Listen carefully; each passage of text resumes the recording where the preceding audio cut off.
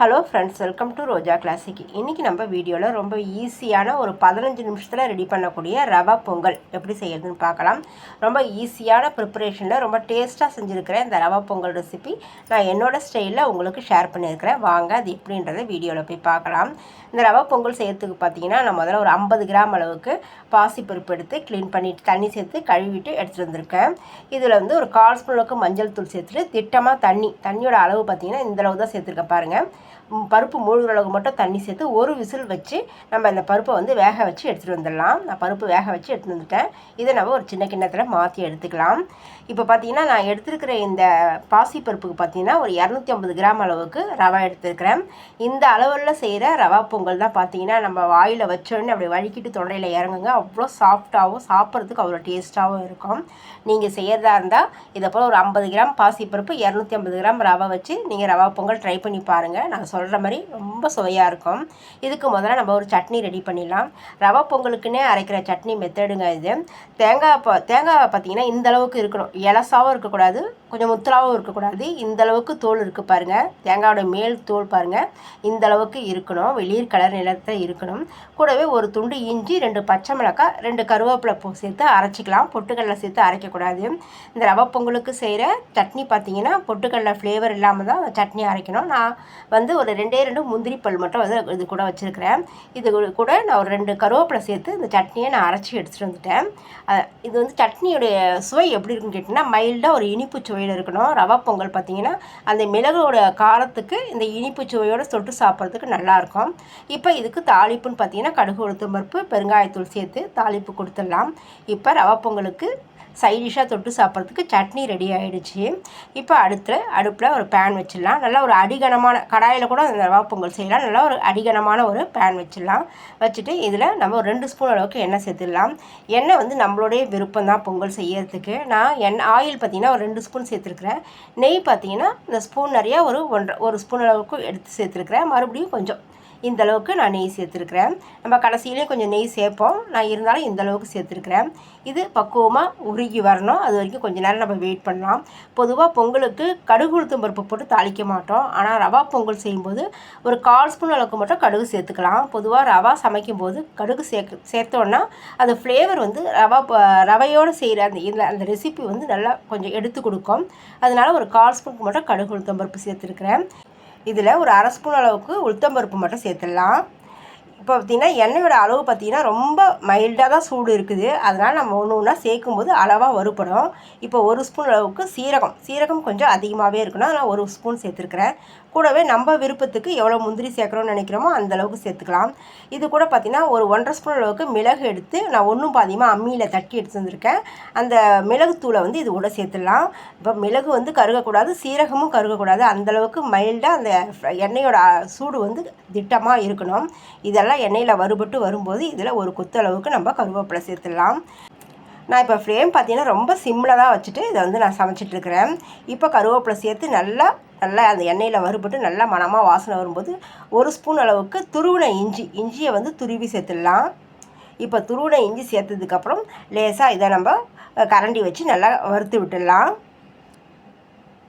இஞ்சியோட மணமும் கருவேப்பிலோட மணத்தோடு இந்த மிளகு சீரகெல்லாம் சேர்ந்து நல்லா வறுபட்டு நல்லா ஒரு மணமாக ஒரு வாசனை வரும். அது வரைக்கும் நம்ம கொஞ்சம் நேரத்துக்கு வறுத்து விடணும். ஆனால் இது எதுவுமே கருகாமல் நம்ம வந்து வறுத்து விடணும்.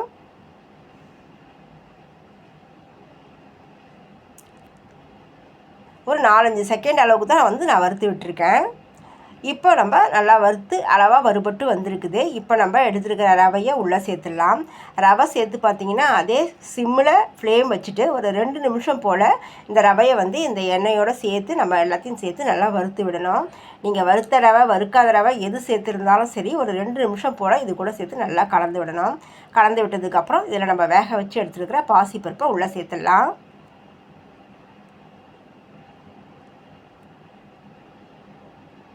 பாசிப்பருப்பை உள்ளே சேர்த்துட்டு இதையுமே ரவையோடு சேர்த்து கலந்து விடணும். பொதுவாக கோயிலுங்களில் இந்த ரவா பொங்கல் கொடுப்பாங்க. சாப்பிடும்போதே பார்த்திங்கன்னா அவ்வளோ டேஸ்ட்டாக நமக்கு தெரியும். நான் செஞ்சுருக்கிற இந்த செய்முறையில் நீங்கள் செஞ்சீங்கன்னா கண்டிப்பாக நம்ம கோயிலில் சாப்பிட்ற அந்த ரவா பொங்கல் டேஸ்ட்டு கண்டிப்பாக உங்களுக்கு கிடைக்கும். இப்போ இந்த பாசிப்பருப்பு ரவையும் சேர்த்து நான் நல்லா கலந்து விட்டுருக்கிறேன். கலந்து விட்டுட்டு இதில் நம்ம இப்போ தண்ணி சேர்த்துக்கலாம். நம்ம 1 பங்கு அளவுக்கு ரவை சேர்த்துருக்குறோம் இல்லையா, எந்த மெஷர்மெண்ட் கப் எடுத்தோமோ அதுலேயே பார்த்திங்கன்னா நான் 3 பங்கு அளவுக்கு தண்ணி சேர்த்துருக்குறேன். தண்ணி பார்த்திங்கன்னா மிதமான சூட்டில் இருக்க சுடு தண்ணி தான் சேர்க்கணும். நீங்கள் நார்மல் வாட்ரு சேர்க்காதீங்க.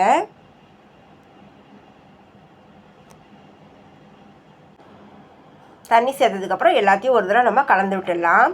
இப்போ கொஞ்சம் ஃப்ளேமை கொஞ்சமாக மீடியம் ஃப்ளேமில் வச்சுருங்க. எல்லாத்தையும் ஒரு தடவை நம்ம கம்ப்ளீட்டாக எல்லாம் கலந்து விடணும். ரவையும் பாசிப்பருப்பும் முதல்லையே நம்ம நல்லா மிக்ஸ் பண்ணதால் கட்டிப்படாது. அதனால் நம்ம ஒரு தடவை கலந்து விட்டால் போதும். தண்ணியோட அளவும் பார்த்திங்கன்னா நம்ம திட்டமாக சேர்த்துருக்குறோம். இப்போ இதில் ஒரு 1/2 ஸ்பூன் அளவுக்கு பெருங்காயத்தூள் சேர்த்துடலாம். இப்போ இந்த ரவா பொங்கலுக்கு தேவையான உப்பு ஒரு 3/4 ஸ்பூன் அளவுக்கு உப்பு சேர்த்துடலாம். உப்பு சேர்த்து மறுபடியும் ஒரு தடவை நம்ம கலந்து விட்டுடணும். இப்போவே லேசாக திக்காகி வந்துட்டுருக்குது பாருங்கள். ரவை லேசாக வேக ஆரம்பிச்சிருக்குது. ரவை பார்த்திங்கன்னா ஒரு 3லேருந்து 4 நிமிஷத்துலேயே வெந்து வந்துடும். இப்போ கலந்து விட்டுட்டு மூடி போட்டு விட்டுடலாம். மூடி போட்டு பார்த்திங்கன்னா சரியாக 1 நிமிஷத்துலேயே நம்ம மறுபடியும் ஓப்பன் செய்யணும். நான் 1 நிமிஷத்துலேயே ஓப்பன் செய்கிறேன். ஓப்பன் செஞ்சுட்டு மறுபடியும் ஒரு தடவை நம்ம கலந்து விடலாம்.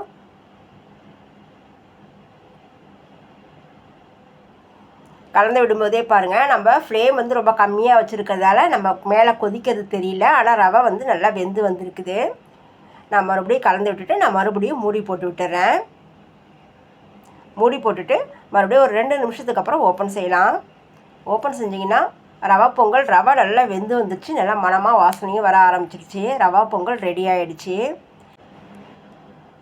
இப்போ எல்லாமே நல்லா ஒரு தடவை நம்ம கலந்து விட்டுட்டு இப்போ இதில் நம்ம விருப்பப்பட்டால் கடைசியில் கொஞ்சம் நெய் சேர்த்துடலாம்.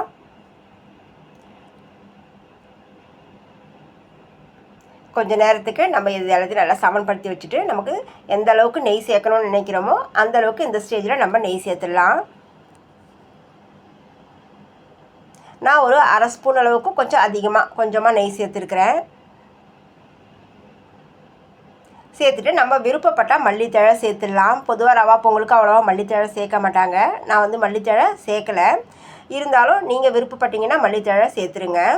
இப்போ நெய் சேர்த்துட்டு கொஞ்சம் நேரத்துக்கு இதை நம்ம மூடி போட்டு விட்டுடணும். நல்லா ஒரு கமகமன்னு வாசனையோட ரவா பொங்கல் ரெடி ஆயிடுச்சு. அந்த வாசனையை பார்த்தே ரவா பொங்கல் சாப்பிடாதவங்க கூட சாப்பிட்லாம்னு நினைப்பாங்க. நம்ம கோயிலில் சாப்பிட்ற அதே சுவையில் அதே வாசனையோடு நம்ம செஞ்சுருக்கிற ரவா பொங்கல் பார்த்திங்கன்னா ரெடி ஆகிடுச்சு. நான் இப்போ ஸ்டவ்வை ஆஃப் பண்ணிட்டேன். கொஞ்ச நேரத்துக்கு அப்படியே மூடி போட்டு விட்டுடலாம். அந்த கொதிப்பு சூடெல்லாம் அடங்கிறதும் மிதமான சூட்டில் இந்த ரவா பொங்கல் சாப்பிட்றதுக்கு ரொம்ப சுவையாக இருக்கும். இந்த நம்ம அரைச்ச சட்னியோடு சாப்பிட்றதுக்கு ரொம்ப டேஸ்ட்டாக இருக்கும். அவ்வளோதாங்க, என்னோடய செய்முறையில் நான் செஞ்சுருக்கிறேன் இந்த ரவா பொங்கல் ரெசிபி எப்படி இருந்ததுன்னு சொல்லிட்டு நீங்கள் கமெண்ட்ஸில் சொல்லுங்கள். உங்களுக்கு என்னோட இந்த வீடியோ பிடிச்சிருந்தா லைக் பண்ணுங்கள், ஷேர் பண்ணுங்கள். மறக்காமல் ரோஜா கிளாசிக் சேனலுக்கு சப்ஸ்கிரைப் பண்ணிவிடுங்க. நம்ம அடுத்த வீடியோவில் பார்க்கலாம். தேங்க்யூ.